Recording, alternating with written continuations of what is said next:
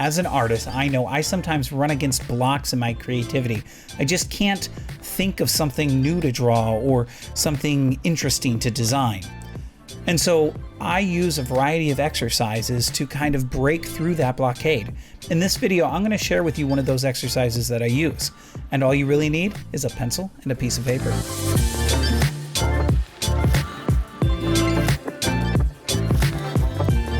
Hey there.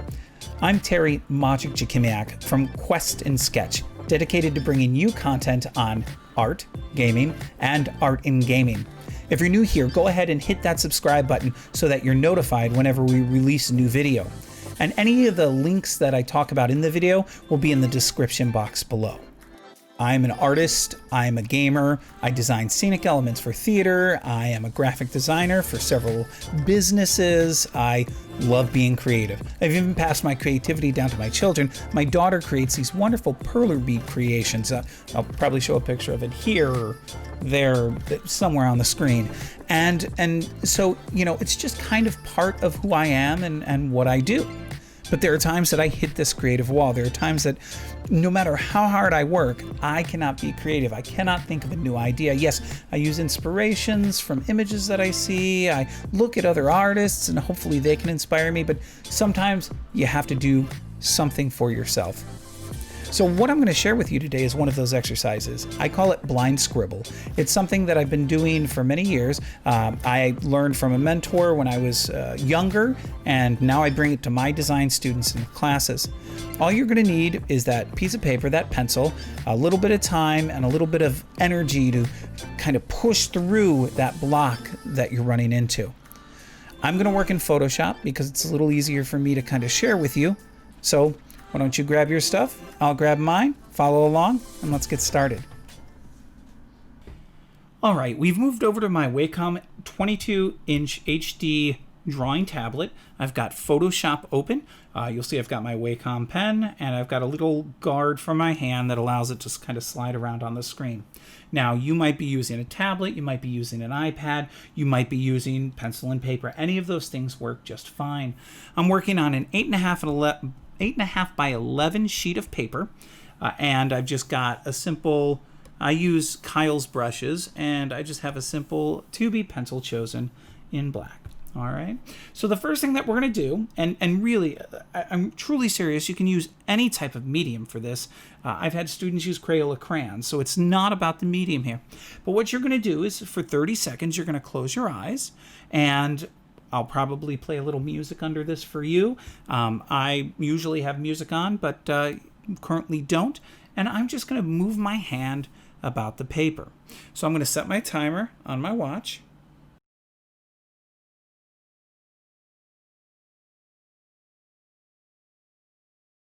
All right, I have my timer set to 30 seconds. I'm going to speed up that portion so you can't see me looking at my watch. And I'm going to close my eyes. Now, as you move your pencil around the paper, you don't want to lift your pencil. You want to keep it touching at all times, all right? You can make swirls or squiggles or zigzags, whatever inspires you, all right? So here we go for 30 seconds. Time begins.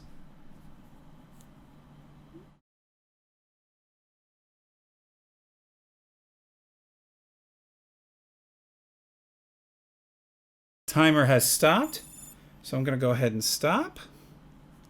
And this is the squiggle that I have. It's a bunch of lines all thrown together. Honestly, it looks like a complete mess, completely terrible. But we're gonna hopefully kind of find some things in here. Now, as you look at your scribble, don't censor yourself. A lot of my students tend to censor themselves. They may see something, but then they ignore it. And that really does drive me crazy. There's no reason to ignore things that you see or ideas that you have. All right? All right. So now what we're going to do is we're going to look at this. And we're going to look at it from a variety of angles. And what I mean by that is I'm going to take it and I'm going to look at it here. I'm going to rotate it. And rotate it some more. And really what I'm doing is I'm just trying to see, what do I see in this?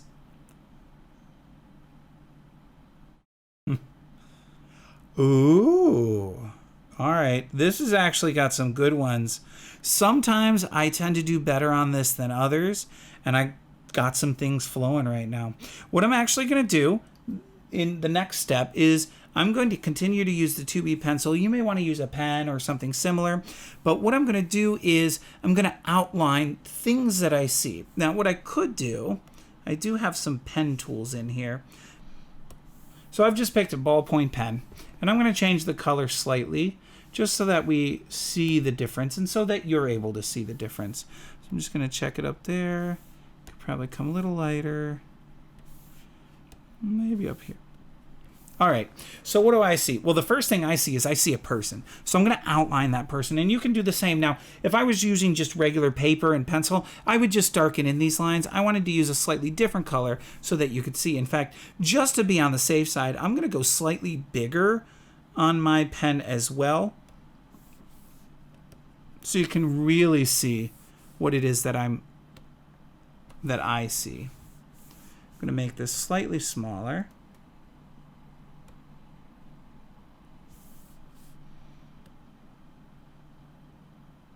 So the first thing that I see in my image is this person. He's got an eye right here. He has a nose right here. Now remember, this doesn't have to be perfect. I'll be honest, because I have the undo button, I tend to use it more often. He actually has an ear. I was surprised to see this. And from there, it kind of muddles a little bit. We could come down like here.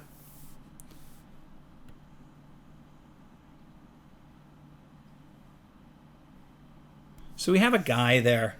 All right, you see him? He's just like big nose, saying hello. If we rotate our image, I saw a wizard's hat. I'm a wizard, Harry. There it is. So I see this beautiful wizard's hat.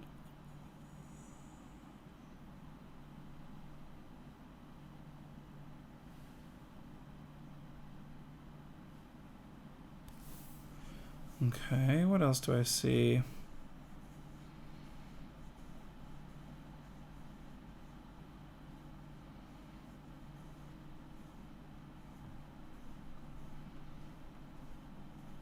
Sometimes, depending, now, sometimes with my students, we'll actually go a minute. Because I only went 30 seconds, I have fewer lines to play with. So I'm just trying to see if there's anything else. And again, don't censor yourself. Look at it from all different angles.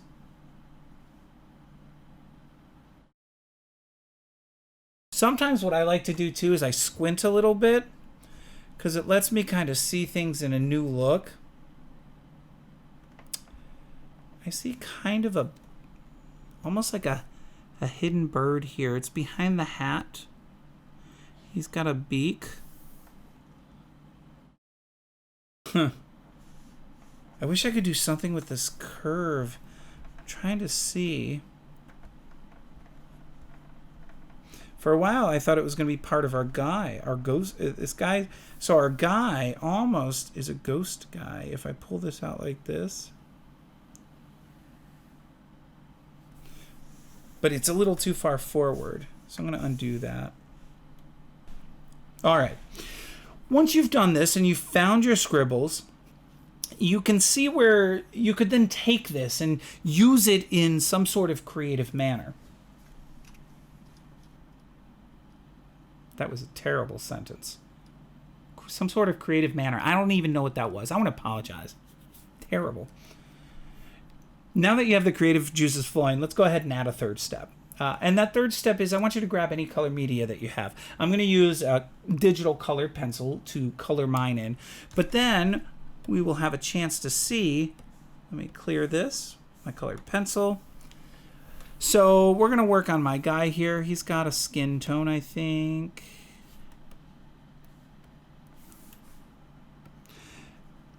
Oops. There we go.